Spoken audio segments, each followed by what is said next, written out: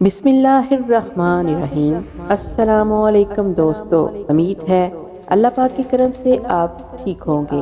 جو دوست میرے اس چینل پر نئے آئے ہیں وہ برائے مہربانی چینل سبسکرائب کر کے بیل نوٹیفیکیشن آن کر دیں تاکہ نئی آنے والی ویڈیوز آپ کو سب سے پہلے مل جائے۔ پیارے دوستو، آج آپ کے لیے ایک نئی اور زبردست کہانی کے ساتھ حاضر ہوں، تو چلیں شروع کرتے ہیں کہانی۔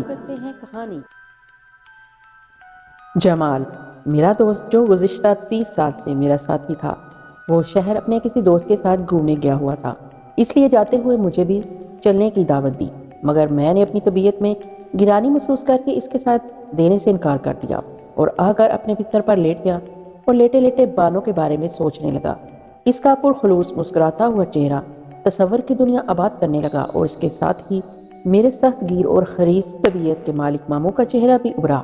مرتے وقت جن کی سرپرستی میں دیکھ کر مجھے میرے والدان موت کی بھیانک سرزمین کے باسی بن چکے تھے۔ سخت گیر ماموں بے اولاد ہونے کی وجہ سے میرے والدان کی چھوڑی ہوئی جائیداد اکیلا ہڑپ کرنے کے فکر میں رہتے اور آئے دن طرح طرح کی سازشیں کرتے رہتے۔ میں ان دنوں 22 سال کا ہو چکا تھا۔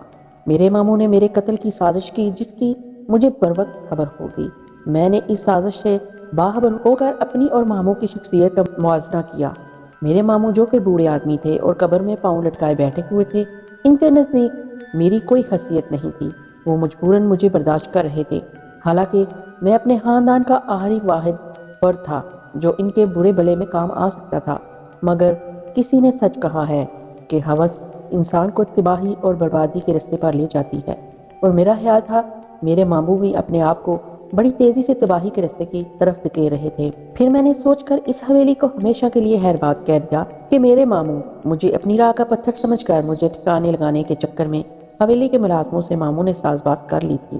سوائے ایک بوڑھے مالی سلیم بابا کے، تمام لوگ میری جان کے دشمن تھے۔ سلیم بابا 70 سال سے اوپر کے ہو چکے تھے۔ ان کی وائف کو گزرے 40 سال گزر چکے تھے۔ انہوں نے میرے والد کو اپنی گود میں کھلایا تھا اور مجھے بھی صرف وہی ایسے تھے جو میرے سچے ہمدرد تھے۔ ایک دن انہوں نے مجھے میرے قتل کی سازش سے آگاہ کرتے ہوئے مجھے کچھ زیورات لا کر دیے اور مجھے رانی پور سے چلے جانے کو کہا۔ میں نے ان زیورات کو لیتے ہوئے پوچھا، سلیم بابا یہ زیورات کس کے ہیں اور اتنے قیمتی زیورات آپ کو کہاں سے ملے؟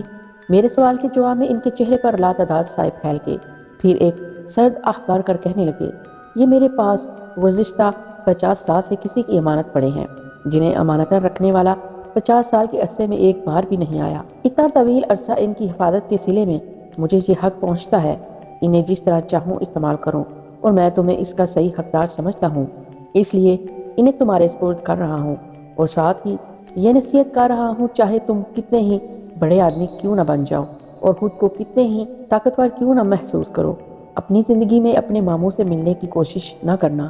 میں جانتا ہوں ان سے رابطہ نہ کرنے کی صورت میں تم کروڑوں کی جائیداد سے ہاتھ دھو لو گے۔ جاؤ میرے بچے، کسی دور دراز علاقے میں جا کر اپنی نئی زندگی کا آغاز کرو، اور ایک بار پھر تائید کر رہا ہوں، کبھی بھول کر بھی اپنے ماموں سے ملنے کی کوشش نہ کرنا، اسی میں تمہاری زندگی کی بھلائی ہے۔ اور اس کے ساتھ ہی انہوں نے اپنی اشک بار آنکھوں سے کہا، جاؤ میرے عزیز بچے، خدا تم پر ہمیشہ امن اور سلامتی کا سایہ رکھے۔ میں گریجویشن کر چکا تھا، باشعور تھا، میں بزدل نہیں تھا جو موت کے خوف سے بھاگ کر ساری زندگی کے لیے خود کو جلا وطن کرنے پر آمادہ ہو جاتا، مگر میں سلیم بابا کا کہنا نہ ٹال سکا اور خاموشی سے رانی پور سے چلا آیا، اور پھر میری ملاقات جمال سے ہوئی۔ پہلی ہی ملاقات میں نے اپنی ذات کے لیے اس میں بے پناہ خلوص محسوس کیا اور بہت جلد ہم گہرے دوست بن گئے۔ جمال ایک خوشحال گھرانے کا آزاد انسان تھا۔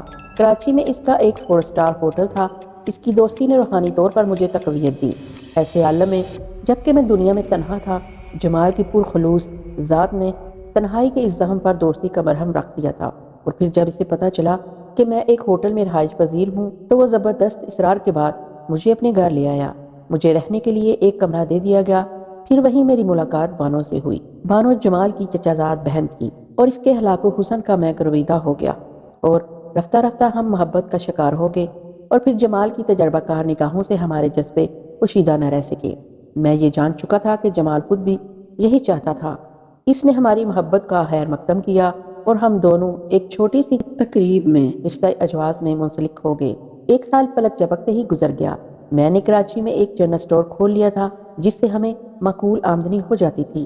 زندگی بڑے سکون سے گزر رہی تھی۔ 1 سال بعد خدا نے مجھے ایک پیاری سی بچی کا باپ بنا دیا جس کی آمد نے زندگی کی خوشیوں میں اضافہ کر دیا۔ ایک دن میں اپنے ضروری کاغذات تلاش کر رہا تھا کہ کاغذات کے نیچے زیورات کی تھیلی نظر آئی جسے میں تقریباً بھول چکا تھا اور آج تک اسے کھولنے کی کبھی ضرورت ہی پیش نہیں آئی تھی۔ جب میں اسے ہاتھوں سے پکڑے کھڑا سوچ رہا تھا کہ اس کا کیا کروں، اچانک پشت پر میں نے کسی کے گہرے گہرے سانس لینے کی آواز سن کر مڑنا چاہا۔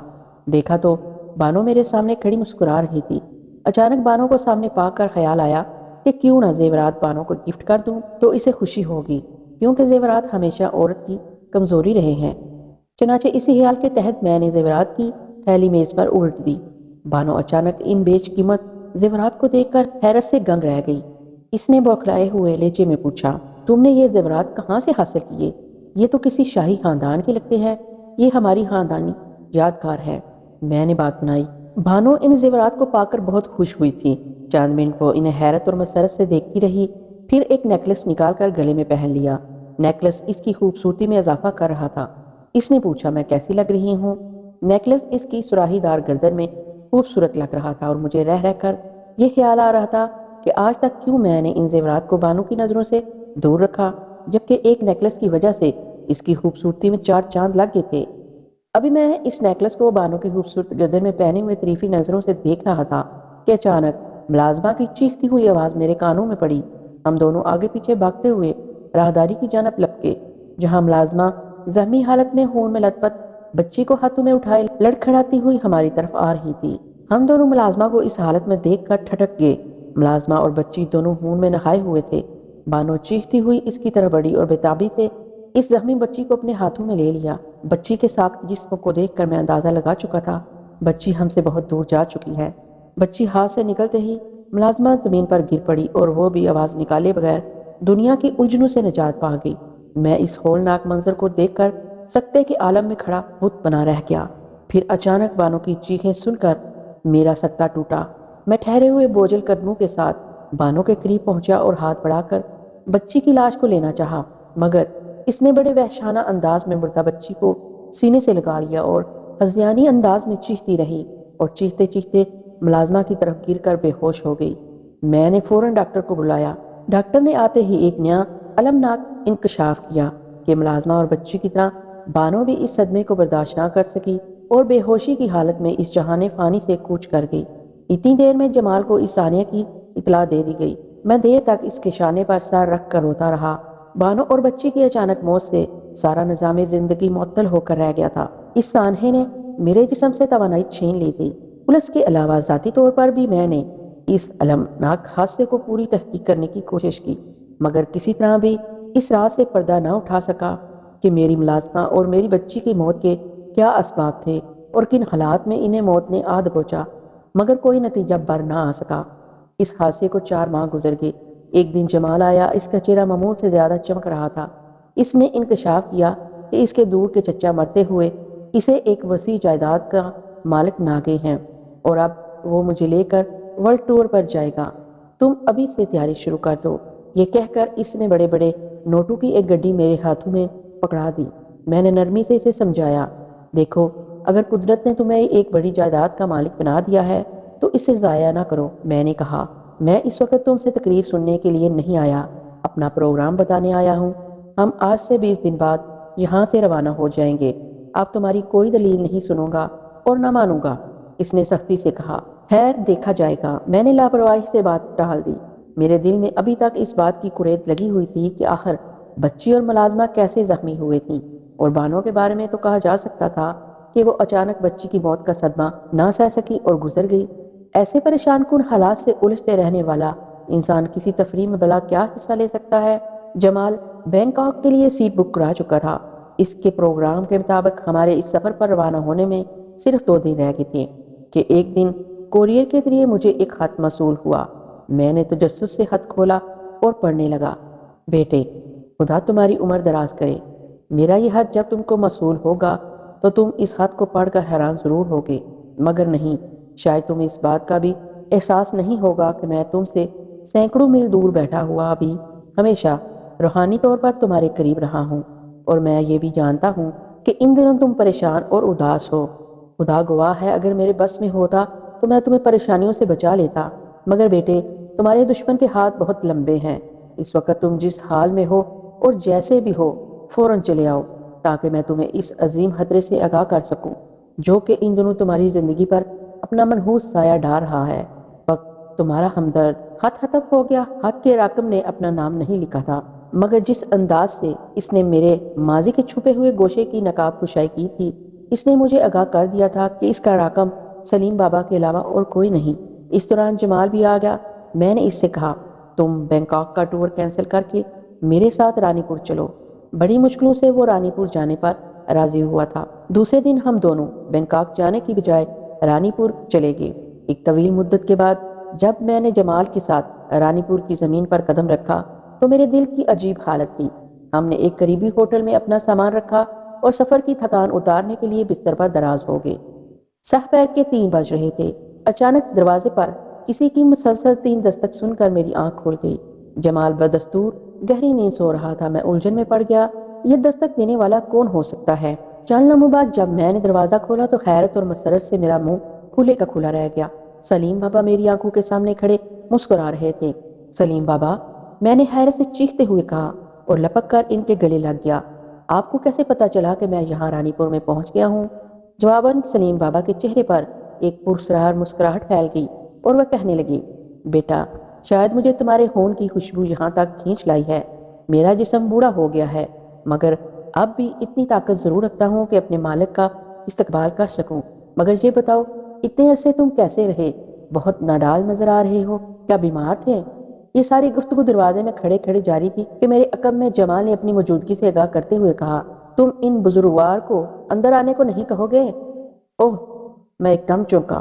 معاف کرنا بابا، اتنے عرصے کے بعد آپ کو سامنے پا کر اپنے آپ پر قابو نہ رکھ سکا اور اندر آنے کے لیے رستہ چھوڑ دیا۔ چند لمحے بعد جب ہم چائے پی رہے تھے اور سلیم بابا کہہ رہے تھے، مجھے اس بات کا ہمیشہ افسوس رہے گا کہ میں نے آپ کو اپنے سے جدا کر کے زیادتی کی، مگر میرے بچے تم نہیں جانتے، تمہارا ماموں شیطان کا پیروکار ہے۔ اگر تم یہاں اس کی آنکھوں کے سامنے رہتے تو شاید وہ تمہیں اب تک موت کے گھاٹ اتار چکا ہوتا۔ مگر بیٹے مجھے یہ بتاؤ، کیا وہ زیورات تمہارے پاس ابھی تک محفوظ ہیں؟ ہاں بابا، میں نے جواب دیا، مگر وہ میرے لیے منحوس ثابت ہوئے۔ ان زیورات میں سے ایک نیکلس میری بیوی نے اپنے گلے میں ڈالا۔ میرے گھر میں آنن فانن 3 جانیں ضائع ہو گئی۔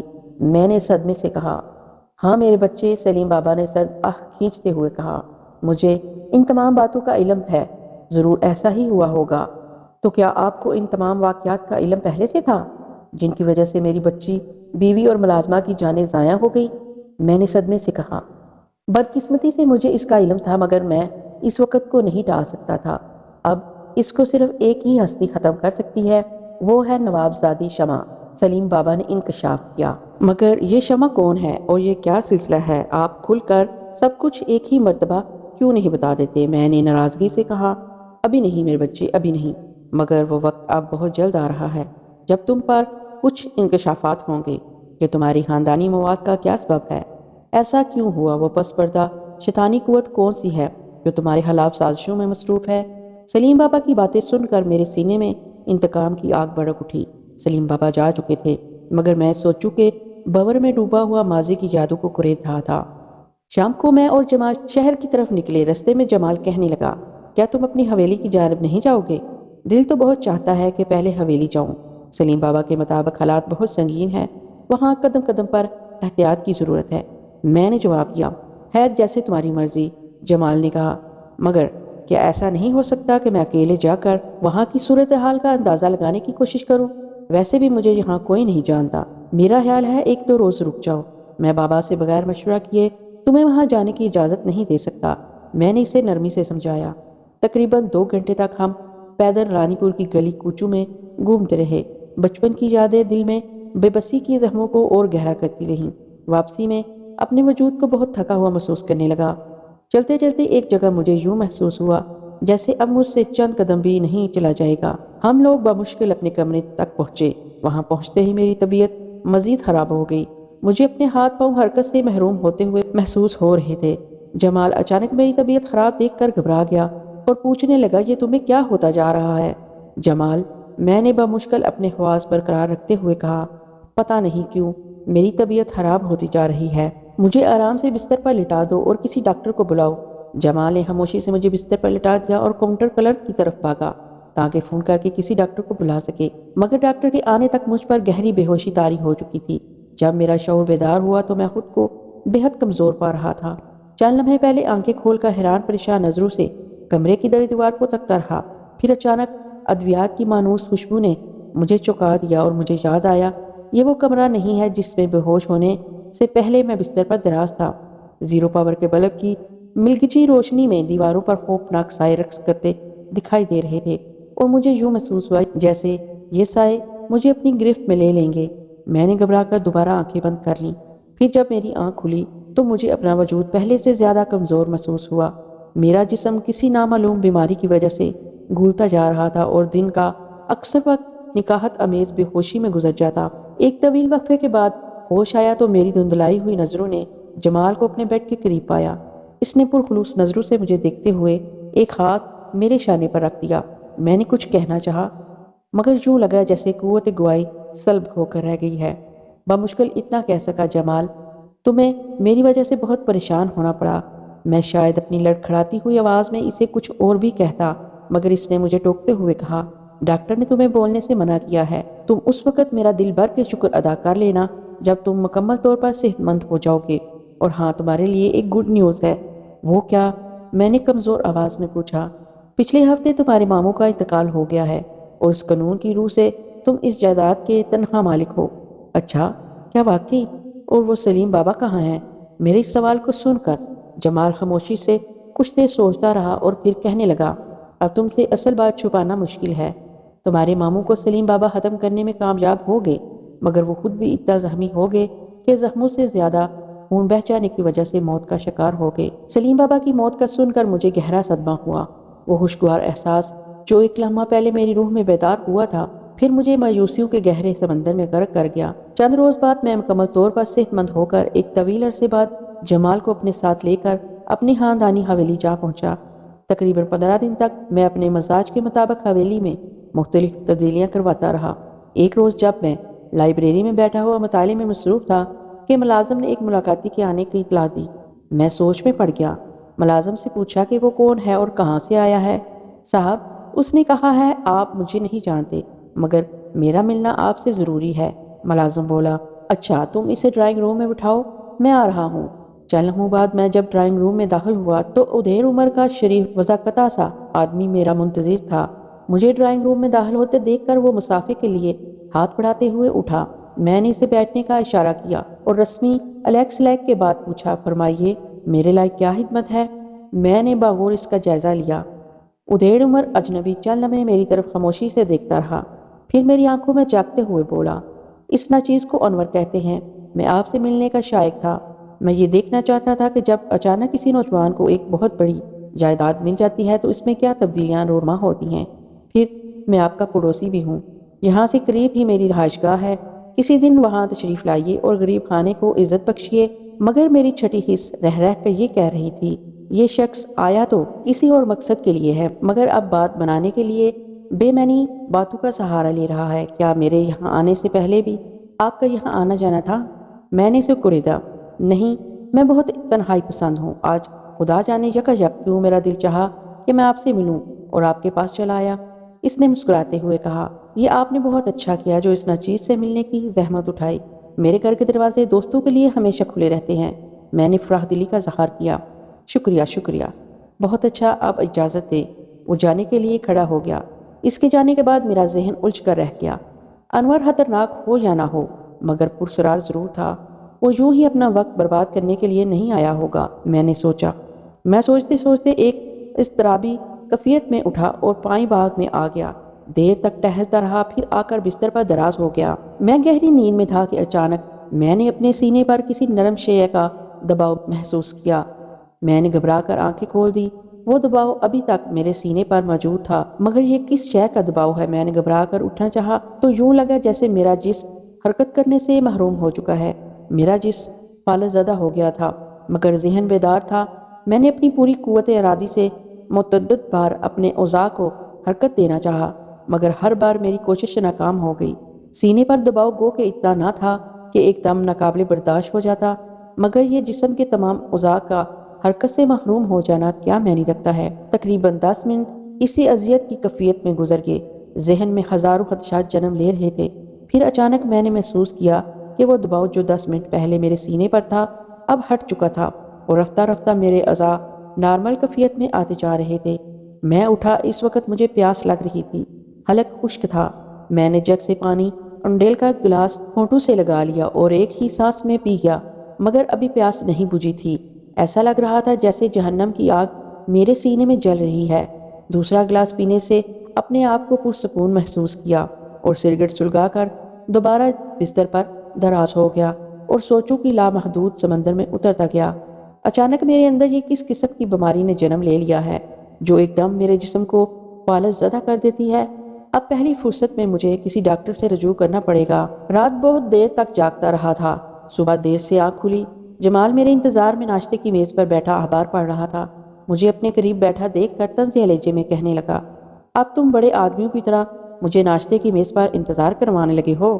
جواباً میرے چہرے پر ایک نڈال سی مسکراہٹ نمودار ہوئی۔ جمال اور چڑ گیا۔ اب تم میری باتوں کا جواب دینے کی بجائے صرف منفرد انداز میں مسکرا کر رہ جاتے ہو۔ آخر تمہارے کیا ارادے ہیں؟ اس نے غصے سے کہا۔ میں نے نرمی سے اپنی رات کی کیفیت کے بارے میں بتایا۔ ہم دونوں ایک قابل ڈاکٹر کے پاس گئے۔ اس نے 2 گھنٹے تک میرے جسم کے ہر عضو کا گہرا مشاہدہ کیا۔ اور کیا آپ جو کیفیت بیان کرتے ہیں اور جس بات کا خدشہ آپ کے ذہن میں موجود نہیں، اعصاب غیر معمولی متاثر ہے، مگر یہ کوئی ایسی بات نہیں جو تشویش کے قابل ہو۔ ڈاکٹر کے کہنے کے مطابق مجھ میں ایسا کوئی جسمانی نقص نہیں تھا جو فالج کی علامات ظاہر کرتا، مگر جب رات کے باری اور بوجھل 10 منٹ مجھے یاد آئے تو میرے ذہن میں نامعلوم سے خدشات سر اٹھانے لگے۔ زندگی آہستہ آہستہ پرسرار ہوتی جا رہی تھی۔ میں میڈیکل سٹور سے میڈیسن لے کر نکل رہا تھا کہ دکان پر انور صاحب مل گئے۔ مجھے دیکھتے ہی کہنے لگے، کہیے صاحب مزاج بخیر ہے؟ میں ان کے الفاظ سن کر چونک سا گیا اور انہیں حیرت سے دیکھنے لگا۔ ایک دوست کے ساتھ جا رہا تھا، آپ پر نظر پڑ گئی اور مزاج پرسی کے لیے چلا آیا۔ وہ بولے، اس عزت افزائی کا شکریہ، میں نے کہا اور گاڑی کی طرف چل دیا۔ رات کے 3 بجے کلاک کی ٹن ٹن کی آواز کے ساتھ میری اچانک آنکھ کھل گئی۔ میں نے احتیاطاً ملازم کو ہدایت کر دی تھی کہ وہ رات کو 1 گھنٹے کے وقفے سے میرے کمرے میں چکر لگا کر دیکھ لیا کرے، ممکن ہے مجھے ضرورت پڑ جائے۔ آنکھ کھلتے ہی مجھے ایک لمحے کے لیے ایسا لگا جیسے میرا وجود آج پھر کل رات کی طرح حرکت سے محروم ہو گیا ہے، مگر کل کی طرح میرا ذہن بیدار تھا اور اس وقت میرا ذہن اور میری آنکھیں ہی زندگی کی سب سے بڑی قوت تھی۔ مگر چند لمحوں بعد لگا جیسے میری آنکھیں بھی روشنی سے محروم ہوتی جا رہی ہیں۔ میری آنکھیں خود بخود بند ہو گئی۔ میرے ذہن کے ساتھ میری سماعت بیدار تھی۔ میں نے متعدد بار آنکھیں کھولنے کی کوشش کی، لیکن دیگر اعضاء کی طرح اس کو حرکت دینے سے محروم ہو گیا۔ میں نے پوری قوت لگا کر بولنے کی کوشش کی، مگر آواز نکل نہ پائی۔ اچانک کسی کے قدموں کی مدھم چاپ میری سماعت سے ٹکرائی۔ اس کے ساتھ ہی ایک عجیب سی خوشبو سے سارا کمرہ معطر ہو گیا۔ اس تیز خوشبو کو محسوس کر کے مجھے اپنا ذہن تاریکیوں میں ڈوبتا ہوا محسوس ہوا۔ پھر آہستہ آہستہ میرا ذہن اتھاہ تاریکیوں میں ڈوب گیا۔ جب دوبارہ میرا شعور بیدار ہوا تو سورج کی کرنیں میرے کمرے میں جھانک رہی تھی۔ آنکھیں کھولتے ہی چند لمحات حیرت اور خوف کے ملے جلے تاثرات کے ساتھ اپنے کمرے کے در دیوار کو دیکھتا رہا۔ پھر میں نے ہاتھ کو حرکت دی تو یہ دیکھ کر حیران رہ گیا کہ میں اپنے ہاتھوں کو حرکت دے سکتا ہوں۔ میں بازو کے سہارے اٹھا اور بلند آواز میں ملازم کو آواز دی۔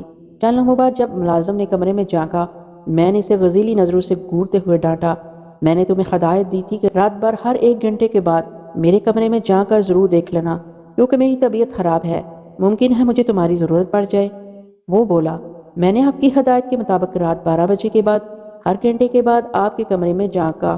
رات 3 بجے آپ کے کمرے سے ایک عورت نکلی جو دلہن لگ رہی تھی اور پھر پلکتے جھپکتے ہی راہداری کا ایک موڑ گھوم کر غائب ہو گئی، جیسے اس کا وجود ہوا میں بکھر گیا ہو۔ اس کے غائب ہوتے ہی میں نے آپ کے کمرے میں جھانکا۔ سارا کمرہ اسی طرح مہک رہا تھا جیسے کسی نے پرفیوم کا اسپرے کیا ہو، اور پھر اپنے ہونٹوں پر ایک پرسرار مسکراہٹ لاتے ہوئے بولا، صاحب آپ کو اتنی خوبصورت دلہن پانے کی مبارکباد دیتا ہوں۔ اور پھر وہ کچھ کہتے کہتے اچانک رک گیا۔ میں حیرت سے اس کی داستان سن رہا تھا، جسے سن کر سوچ میں پڑ گیا۔ اگر میں اس بات سے انکار کرتا ہوں کہ اس کمرے میں کسی دلہن کا وجود نہ تھا تو یہ بھی ممکن ہے خوشبو میں نہائی ہوئی اس دلہن کو اور لوگوں نے بھی دیکھا ہوگا۔ اور پھر میں نے نیند میں ڈوبتے ہوئے کسی کے قدموں کی چاپ کے ساتھ ساتھ ایک تیز قسم کی خوشبو کو بھی محسوس کیا تھا، جس نے مجھے غفلت کی نیند سو جانے پر مجبور کر دیا تھا۔ چند لمحے خاموش سوچتے رہنے کے بعد میں بولا، جاؤ اور جمال کو بلا لاؤ۔ میرا ذہن مسلسل الجھنوں کی دلدل میں دھنستا جا رہا تھا۔ اچانک جمال کے قدموں کی مانوس چاپ سن کر میں چونکا۔ وہ آتے ہی بے تکلفی سے میرے بستر پر بیٹھتے ہوئے بولا، کیا بات ہے؟ اس ناچیز کو کیسے یاد کیا؟